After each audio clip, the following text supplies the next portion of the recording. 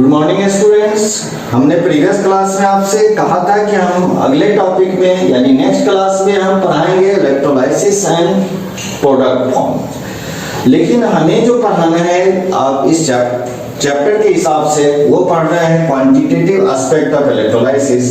लेकिन उसके लिए थोड़ा बेसिक हमने लिखा है कि इलेक्ट्रोलाइसिस क्या होता है। इलेक्ट्रोलाइसिस आप 9th 10th में और जूनियर क्लास में भी प्रीवियस क्लास में भी आप पढ़े होंगे। हम उसका टर्म केवल डिफाइन कर दिया। अगर आपको कोई कंफ्यूजन होगा तो यहाँ से आप क्लियर कर देंगे। थोड़ा हमें इसमें जाना होगा इसलिए कि ये इलेक्ट्रोलाइटिक सेल है और इलेक्ट्रोलाइटिक सेल पर ही बेस्ड है इसका। तो इसमें इसलिए जा रहे हैं कि हमने प्रीवियस क्लास में इलेक्ट्रोकेमिकल सेल पढ़ चुके हैं। तो इलेक्ट्रोकेमिकल सेल इलेक्ट्रोलाइटिक सेल में क्या फर्क है हमने पढ़ा था। इलेक्ट्रोकेमिकल सेल में कि there are two metallic electrodes dipped into two different electrolyte with the same concentration. Due to this reason in this cell, anode having negative charge due to half cell oxidation, cathode having positive charge due to half cell reduction. But in the electrolytic cell, यह बिल्कुल opposite है उसका। Anode having a positive charge, cathode having a negative charge. इसका reason क्या है, वहां हमने यहाँ सेपरेट कर रखा था। एनोड को अलग कंटेनर में रखा था, इसको अलग कंटेनर में रखा था। अब यहाँ पर हम दोनों एक साथ रखे हैं, इसलिए in this case anode having a positive charge, cathode having a negative charge.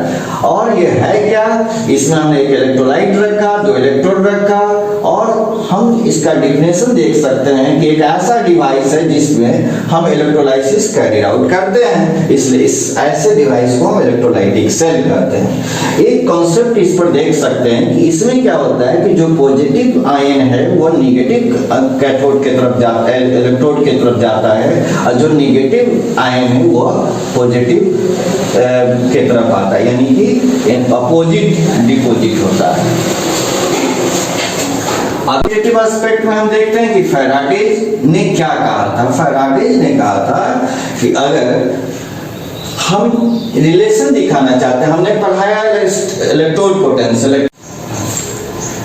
Student first law of electrolysis जो फैराडे के द्वारा दिया गया था, उसमें क्या कहा था कि during electrolysis the mass of an ion discharge at the electrode is proportional to the quantity of electricity passed. यानी कि उसमें कह रहा है कि the amount of the substances deposited or liberated and any electrode is directly proportional to the charge passed।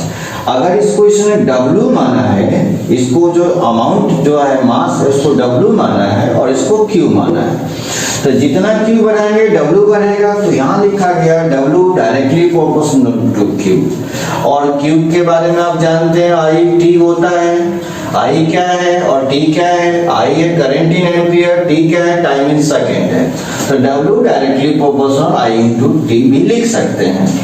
अगर हम इसका प्रोपोर्शनल हटाएंगे तो हम एक प्रोपोर्शनलिटी कांस्टेंट डालेंगे, तो W इक्वल टू ZIT। तो हमने Z के बारे में लिखा कि यह क्या है, इलेक्ट्रोकेमिकल इक्विवेलेंट है।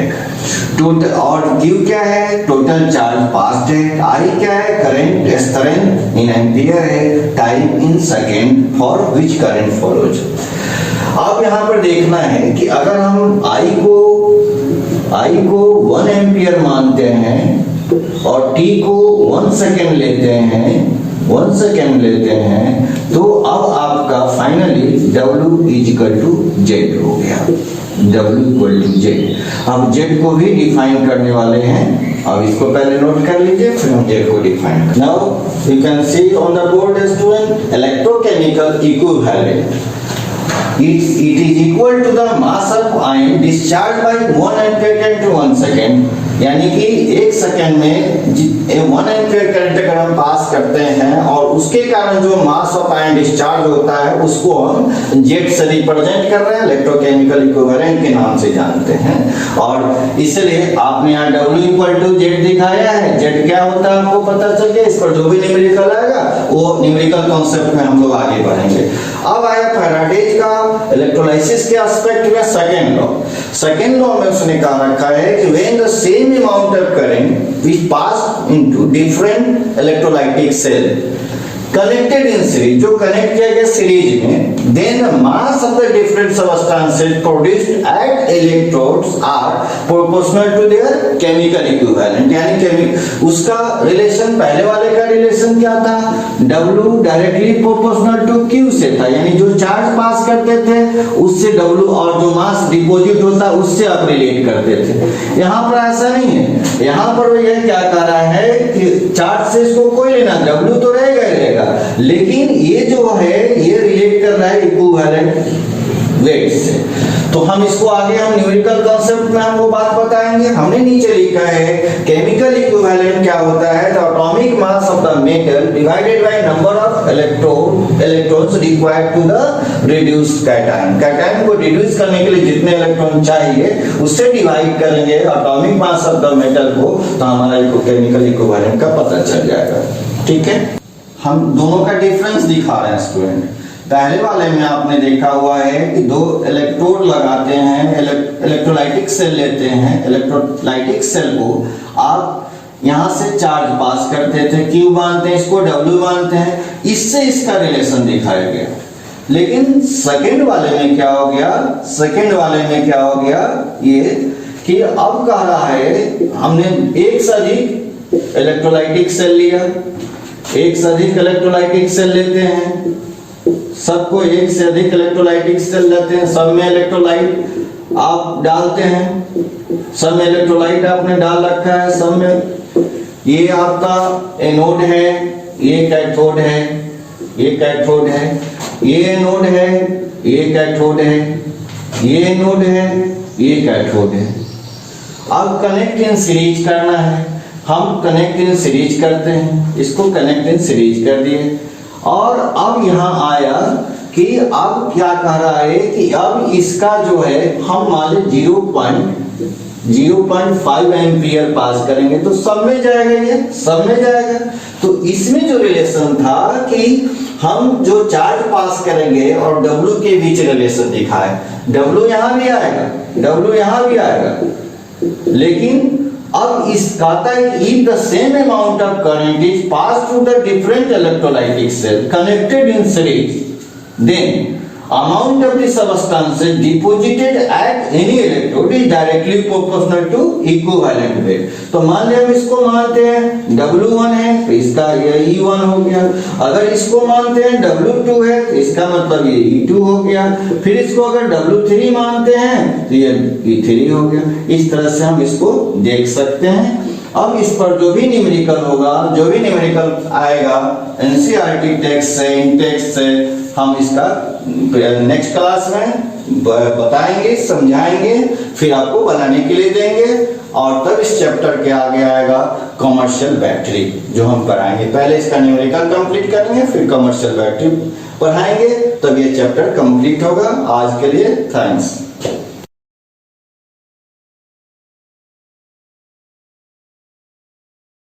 Good morning students. हमने प्रीवियस क्लास में आपसे कहा था कि हम अगले टॉपिक में यानी नेक्स्ट क्लास में हम पढ़ाएंगे इलेक्ट्रोलाइसिस एंड प्रोडक्ट फॉर्म। लेकिन हमें जो पढ़ाना है आप इस चैप्टर के हिसाब से वो पढ़ रहे हैं क्वांटिटेटिव एस्पेक्ट ऑफ इलेक्ट्रोलाइसिस। लेकिन उसके लिए थोड़ा बेसिक हमने लिखा है कि इलेक्ट्रोलाइसिस क्या होता है। इलेक्ट्रोलाइसिस आप 9th 10th में और जूनियर क्लास में भी, प्रीवियस क्लास में भी आप पढ़े होंगे। हम उसका टर्म केवल डिफाइन करके, अगर आपको कोई कंफ्यूजन होगा तो यहाँ से आप क्लियर कर देंगे। थोड़ा हमें इसमें जाना होगा, इसलिए कि ये इलेक्ट्रोलाइटिक सेल है और इलेक्ट्रोलाइटिक सेल पर ही बेस्ड है इसका। तो इसमें इसलिए जा रहे हैं कि हमने प्रीवियस क्लास में इलेक्ट्रोकेमिकल सेल पढ़ चुके हैं। तो इलेक्ट्रोकेमिकल सेल इलेक्ट्रोलाइटिक सेल में क्या फर्क है, हमने पढ़ा था इलेक्ट्रोकेमिकल सेल में कि there are two metallic electrodes dipped into two different electrolyte with the same concentration. Due to this reason in this cell anode having negative charge due to half cell oxidation, cathode having positive charge due to half cell reduction, but in the electrolytic cell यह बिल्कुल opposite है उसका। Anode having a positive charge, cathode having a negative charge. इसका reason क्या है, वहां हमने यहाँ सेपरेट कर रखा था, एनोड को अलग कंटेनर में रखा था, इसको अलग कंटेनर में रखा था। अब यहाँ पर हम दोनों एक साथ रखे हैं, इसलिए in this case anode having a positive charge, cathode having a negative charge. और ये है क्या, इसमें हमने एक इलेक्ट्रोलाइट रखा, दो इलेक्ट्रोड रखा, और हम इसका डेफिनेशन देख सकते हैं कि एक ऐसा डिवाइस है जिसमें हम इलेक्ट्रोलाइसिस कैरी आउट करते हैं, इसलिए इस ऐसे डिवाइस को हम इलेक्ट्रोलाइटिक सेल कहते हैं। एक कॉन्सेप्ट इस पर देख सकते हैं कि इसमें क्या होता है कि जो पॉजिटिव आयन है वो नेगेटिव कैथोड की तरफ जाता है, इलेक्ट्रोड की तरफ जाता है, और जो नेगेटिव आयन है वो पॉजिटिव के तरफ आता है, यानी कि अपोजिट डिपोजिट होता है। पॉजिटिव एस्पेक्ट में हम देखते हैं कि फैराडेज ने क्या कहा था। फैराडेज ने कहा था कि अगर हम रिलेशन दिखाना चाहते हैं, हमने पढ़ाया electrode potential student, first law of electrolysis जो फैराडेज के द्वारा दिया गया था, उसमें क्या कहा था कि during electrolysis the mass of an ion discharge at the electrode is proportional to the quantity of electricity passed. यानी कि उसने कहा है कि the amount of the substances deposited or liberated and any electrode is directly proportional to the charge passed। अगर इसको इसने W माना है, इसको जो अमाउंट जो है मास इसको W माना है और इसको Q माना है, तो जितना Q बढ़ाएंगे W बढ़ेगा। तो यहाँ लिखा गया W directly proportional to Q। और Q के बारे में आप जानते हैं I T होता है, I क्या है और T क्या है, I है करंट इन एम्पियर, T क्या है टाइम इन सेकेंड है। तो W directly proportional I into T भी लिख सकते हैं।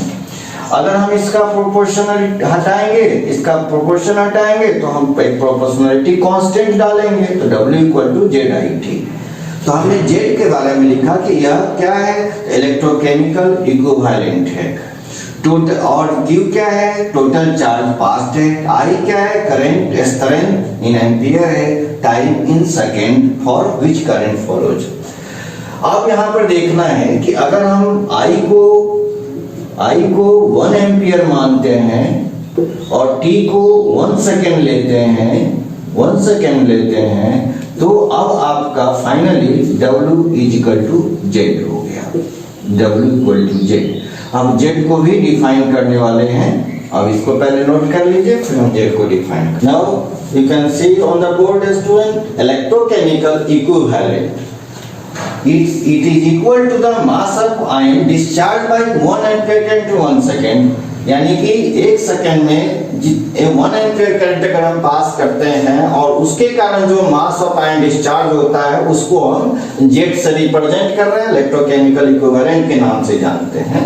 और इसलिए आपने यहाँ W इक्वल टू Z दिखाया है। Z क्या होता है आपको पता चल गया, इस पर जो भी न्यूमेरिकल आएगा वो न्यूमेरिकल कॉन्सेप्ट में हम लोग आगे बढ़ेंगे। अब आया फैराडेज का इलेक्ट्रोलाइसिस के एस्पेक्ट में सेकेंड लॉ में उसने कहा रखा है कि when the same amount of current which pass into different electrolytic cell connected in series, जो कनेक्ट किया गया सीरीज में, then the mass of the different substances produced at electrodes are proportional to their chemical equivalent। यानी उसका relation, पहले वाले का relation क्या था, W directly proportional to Q से था, यानी जो चार्ज पास करते थे उससे W, और जो मास डिपॉजिट होता उससे आप रिलेट करते थे। यहाँ पर ऐसा नहीं है, यहाँ पर वो ये क्या कह रहा है कि चार्ज से इसको कोई लेना, W तो रहेगा ही रहेगा, लेकिन ये जो है ये रिलेट कर रहा है इक्विवेलेंट वेट से। तो हम इसको आगे हम न्यूमेरिकल कॉन्सेप्ट में हम वो बात बताएंगे। हमने नीचे लिखा है केमिकल इक्विवेलेंट क्या होता है, the atomic mass of the metal divided by number of electrons required to the reduced cation. Cation को रिड्यूस करने के लिए जितने इलेक्ट्रॉन चाहिए उससे डिवाइड करेंगे atomic mass of the metal को, तो हमारा केमिकल इक्विवेलेंट का पता चल जाएगा। ठीक है, हम दोनों का डिफरेंस दिखा रहे हैं स्टूडेंट। पहले वाले में आपने देखा हुआ है कि दो इलेक्ट्रोड लगाते हैं, इलेक्ट्रोलाइटिक सेल लेते हैं, इलेक्ट्रोलाइटिक सेल को आप यहां से चार्ज पास करते थे, Q मानते हैं, इसको W मानते हैं, इससे इसका रिलेशन दिखाया गया। लेकिन सेकेंड वाले में क्या हो गया, सेकेंड वाले में क्या हो गया ये कि अब कह रहा है हमने एक से अधिक इलेक्ट्रोलाइटिक सेल लिया, एक से अधिक इलेक्ट्रोलाइटिक सेल लेते हैं, सबको एक से अधिक इलेक्ट्रोलाइटिक सेल लेते हैं, सब में इलेक्ट्रोलाइट आप डालते हैं, सब में इलेक्ट्रोलाइट आपने डाल रखा है, सब में ये आपका एनोड है, ये कैथोड है, ये कैथोड है, ये एनोड है, ये कैथोड है, ये एनोड है, ये कैथोड है। अब कनेक्ट इन सीरीज करना है, हम कनेक्ट इन सीरीज करते हैं, इसको कनेक्ट इन सीरीज कर दिए। और अब यहां आया कि अब क्या कह रहा है कि अब इसका जो है हम मान ली 0.5 एम्पियर पास करेंगे तो सब में जाएगा, ये सब में जाएगा। तो इसमें जो रिलेशन था कि हम जो चार्ज पास करेंगे और W के बीच रिलेशन दिखा है, W यहां भी आएगा, W यहां भी आएगा, लेकिन अब इस कहता है कि if the same amount of current is passed through the different electrolytic cell connected in series, then amount of the substance deposited at any electrode is directly proportional to equivalent weight। तो मान लिया हम इसको मानते हैं W1 है तो इसका ये E1 हो गया, अगर इसको मानते हैं W2 है तो इसका मतलब ये E2 हो गया, फिर इसको अगर W3 मानते हैं तो ये E3 हो गया। इस तरह से हम इसको देख सकते हैं।